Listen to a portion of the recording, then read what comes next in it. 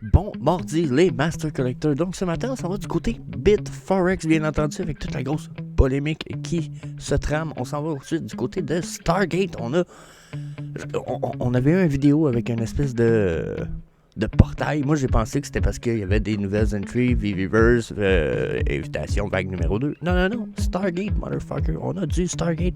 Donc, on va aller voir ça. Puis, il y a des nouvelles fonctionnalités sur My NFT Tracker qui, je pense, valent la peine d'être discuté, ça. Bien. C'est ce qu'on fait le tour ensemble ce matin. Comme d'hab, c'est avec TQ. Good morning. Je vous souhaite un bon show. Donc, ce matin, on va commencer avec le stuff, on dirait, je dirais le juteux un petit peu. Dans la mesure où là, Bitforex, qui est comme la plus grosse plateforme aux US, aux États-Unis, pour acheter des OMI, a comme une espèce de big problem, ok, dans la mesure où là, en ce moment, plusieurs utilisateurs disent qu'ils ne sont pas capables d'accéder à Bitforex. Puis, selon l'échange, c'est à cause qu'ils sont en maintenance. L'équipe de Ecomi, ce qui veut dire probablement Foster, ont essayé de rejoindre l'équipe directement pour avoir un update pour plus d'informations, mais pour l'instant, toujours pas de réponse. Là, ça a été le premier post qu'on a eu. On a eu une mise à jour. On a l'équipe qui dit « Notre effort pour contacter l'équipe de Bitforex a toujours pas été concluant. » Donc, il dit au moment où ces mots-là sont écrits, c'est pas clair à savoir si on va finir par avoir une réponse. Il dit on a été en contact avec nos autres échanges, nos partenaires d'échange, puis on va assister pour s'assurer que la situation n'est pas déportée ailleurs, bien entendu. C'est un peu sous-entendu ça ici, mais ils disent pour monitor the situation, pour surveiller la situation. Ça veut dire que là, ils ont appelé les autres échanges, puis en fait là, Bitforex fout la merde. C'est quoi qui se passe là? Vous autres, êtes en train de foutre la merde aussi?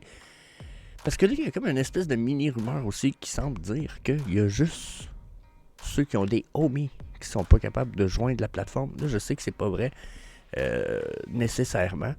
Il y a d'autres gens qui ont des problèmes, sauf que il semble avoir une espèce de mini problématique, principalement plus avec le OMI, malgré le fait qu'ils n'ont pas bougé de Bitforex selon les dernières nouvelles qu'on a eues. L'échange a encore toutes ces OMI et en a pas vendu au moment où j'enregistre cette vidéo. Donc là, pour l'instant, bad news. Pourquoi bad news? Parce que Bitforex reste quand même la plateforme qui a le plus de OMI. Chez eux, en ce moment, ils ont 7% de supply, si je me trompe pas. Attendez un petit peu, je vais essayer de voir si je l'ai pas loin.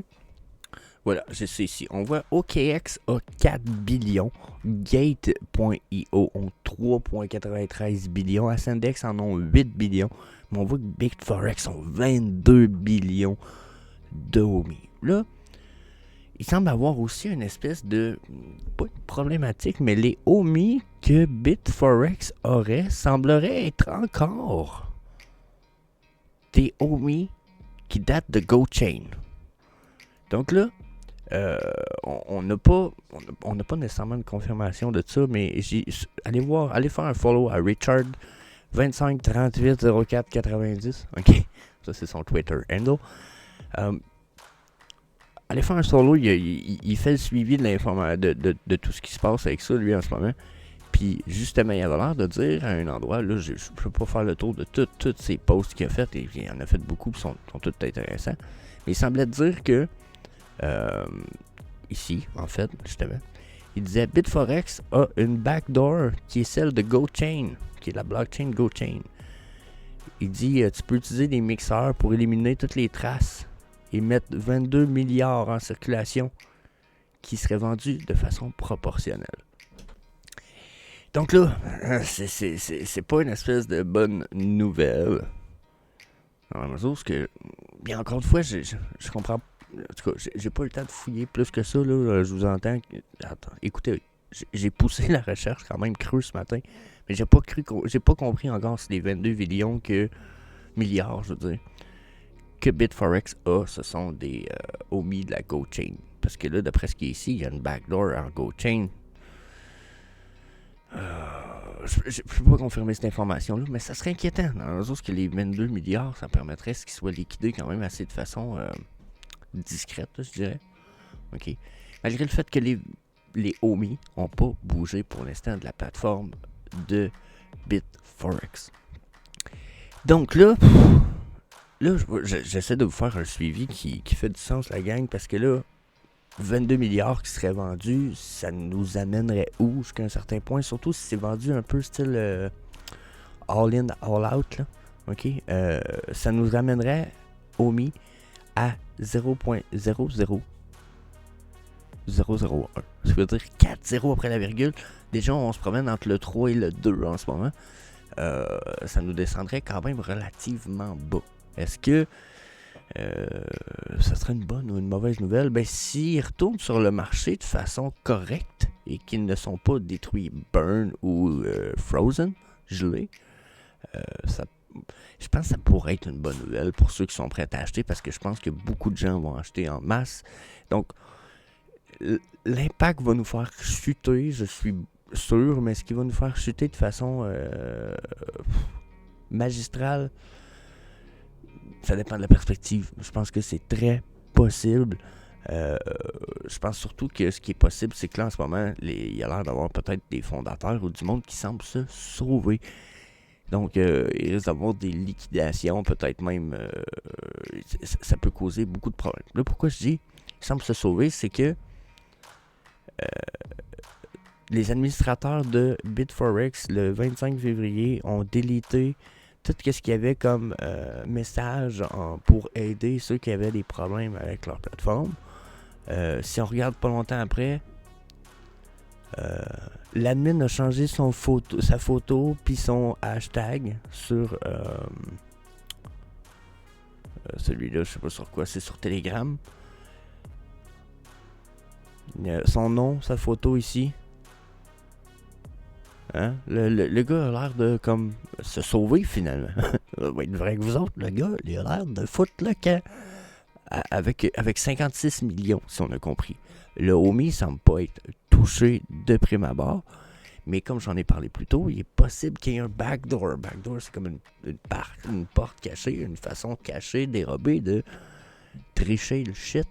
You know? Fait qu'il pourrait peut-être avoir accès au OMI pareil, les vendre par en dessous sans nécessairement qu'on le voie. Puis qu'on perde ça. Bon, est-ce que si ça c'est fait, ça va être vendu d'un coup? Je pense que non, ça va être vendu de façon proportionnelle, de façon un peu cachée underground. Mais ce qui va peut-être avoir un impact moins majeur sur le prix, mais quand même. Donc là, c'est pas réconfortant. Pas réconfortant pour ceux qui avaient des OMI sur BitForex. Je pense pas que ce soit la plupart d'entre nous dans la French VFam, parce que la plupart d'entre nous, je pense que vous êtes européens et qu'on n'utilise pas nécessairement BitForex. Mais n'empêche, Cold Wallet reste la meilleure solution. J'ai toujours des liens, si je me trompe pas, dans la description pour des Cold Wallet. J'ai les miens. J'ai des OMI sur mes Cold Wallet. Je pense que c'est la solution. Négligez pas ça. C'est un peu une leçon négative que je souhaite à personne. Au contraire, je souhaite même que ça se résoudre au positif pour tout le monde. Donc ça serait vraiment nice. Mais je pense que c'est très important pour tout le monde de faire le point puis de transférer vos OMI toujours dans un Cold Wallet. So, ensuite, si on reste dans le OMI rapidement, est-ce que malgré tout cette polémique-là, ça reste le temps d'acheter? Je pense que oui. Ceux qui n'ont pas vu la vidéo avec Jeg, allez voir ça. Super podcast. Écœurant, faut que je refasse ça avec lui. En plus, c'est tout le temps super intéressant. On est sur un flat zone. Regardez le rectangle orange que je vous ai fait, là, jaune. On est dans une flat zone. Pour moi, c'est encore le temps d'acheter. Si je me fie à ce qu'il a dit, time to buy. Même si ça finirait par descendre plus bas, puis qu'on perdrait des zéros, qu'on s'en viendrait plus bas ici dans la charte, là. Hein? Hey, perdre 1 0 de plus, comme il disait, on s'en irait vraiment bas, là. Ça serait n'importe quoi. On a même des négatifs d'ici, là. On s'en irait dans les ça ici. Donc je pense pas que ça va arriver. Si bas que ça serait vraiment majeur, là. Mais quand même, pour moi, temps d'acheter. Le profit peut être juste bon. yeah. So, en plus, les nouvelles sont tellement bonnes. So, yeah. On va aller du côté Stargate Fast and Furious. Donc, Metro Goldwing Mayer Stargate 1994. Pour vrai, je l'ai vu ce matin. C'est sorti hier, je l'ai même pas vu. J'ai vu le post ce matin, j'ai fait What? What? No way! C'est comme impossible. Donc, yeah. Je suis super content. Je vous avoue que là, je veux pas crier, je veux pas faire mon super extase, super excited le matin, mais j'avoue, fucking interesting. Moi, s'il y a une série télé d'extraterrestres que j'ai aimé, ça a été Stargate. Et les ai toutes vues, puis je les réécouterai toutes, j'aurai aucun problème. J'ai trouvé vraiment que c'était écœurant. Puis là, ils nous donnent une Stargate Animated. Il y en a juste 1997 versions, ce que je trouve carrément nice. Je vous avoue que, asti, le numéro que je voudrais avoir, c'est de 1997. C'est sorti en 97, ça serait vraiment nice. 35 gems, I'm gonna try it. Je vais l'essayer sur le drop principal et probablement sur le secondary market. Bien entendu, c'est parce que c'est du Stargate, puis parce que j'aime ça. Bon, après, est-ce que la qualité est vraiment hot ou injuste? Ok. Si je regarde l'image ici, elle est juste correcte. Si je me fie à d'habitude, quand on voit des images, ok, ça va être fair. Si je me fie aux vidéos, parce que là, on a une vidéo ici, et je pense que je vais me permettre de montrer le petit bout de vidéo right away. C'est quand même intéressant, mais j'ai hâte de le voir en vrai.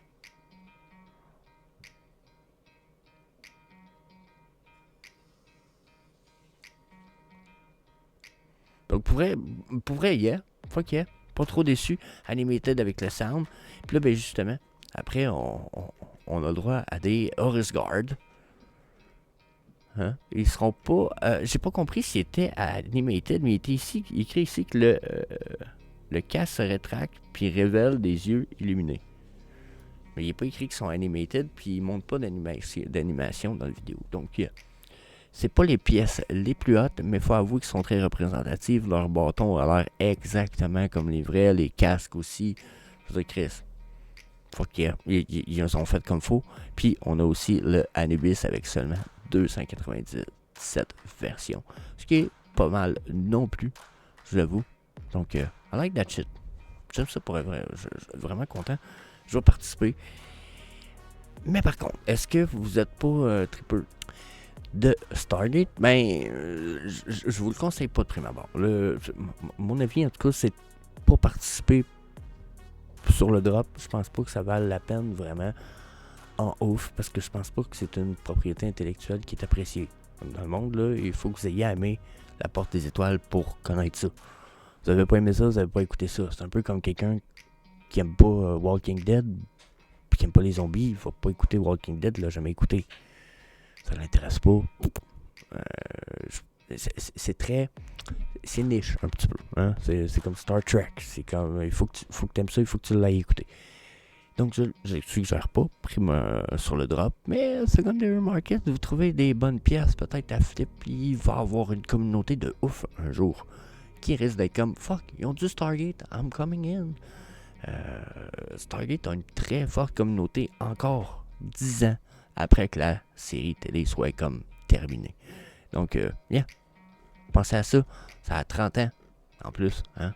Donc, yeah, that's epic, j'aime bien. Mais comme je vous disais, pensez-y comme il faut. C'est peut-être pas le drop le plus profitable à faire. Ensuite, on va terminer avec des nouveaux updates. My NFT Tracker. J'ai resté surpris un petit peu. J'ai pas compris ce matin. Il a fallu que j'aille fouiller pour savoir ce que c'était. Maintenant, ici, on a une nouvelle option sur My NFT Tracker. Boum, boum, boum. Je vais le grossir un petit peu. Je vais essayer même de vous l'encadrer en vert. Regardez ça ici. C'est ici.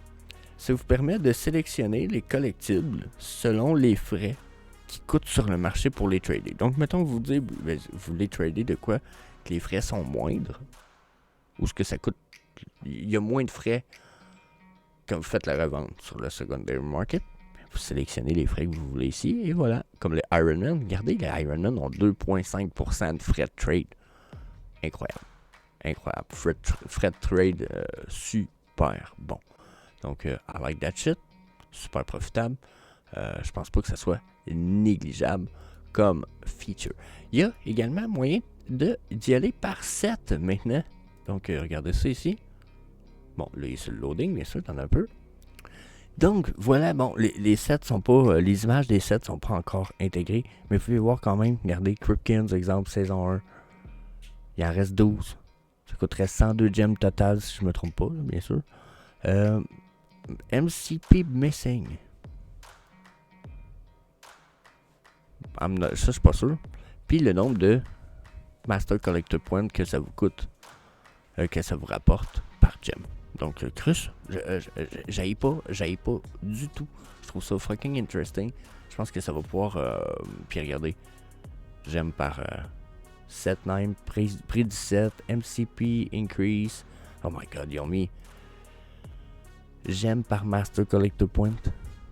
Là, je vais les switch de bord. Bon, ok, regardez, 56, 0.56 gem par point. Donc, pas cher pour le Soulstone set, Jurassic World, Woman Support. Ah, donc là, ouais, non, il va falloir qu'on étudie ça un peu plus dans les jours qui viennent parce que, bon, hein, vous le savez, je vous ai présenté Vivi Feed dernièrement. J'aime beaucoup de choses, beaucoup d'avantages, des chartes, hein, regardez, on aime ça, on aime voir c'est qui les top holders. Juste ici, on peut voir, regardez, celui qui en a le plus, il y en a 4, 3, ok. Bon, ben, je trouve que c'est des informations intéressantes, mais en ayant aussi MyNFT Tracker qui travaille de ce côté-là, je pense qu'on va avoir des outils de plus en plus intéressants pour ce qui est du VV qui s'en vient, le VVverse, etc. So, bien, je voulais mon avis, on a fait pas mal le tour de tout ça un matin. Bien entendu, ça me prend votre avis dans les commentaires. Fracassez le bouton like et d'inscription de la chaîne. 20% de ceux qui écoutent les vidéos à tous les jours ne sont pas inscrits. Et bien entendu, mon but c'est d'atteindre les 1000 abonnés cette année. So, let's go. That's it. That's all. Peace. Hey, see you later, alligator.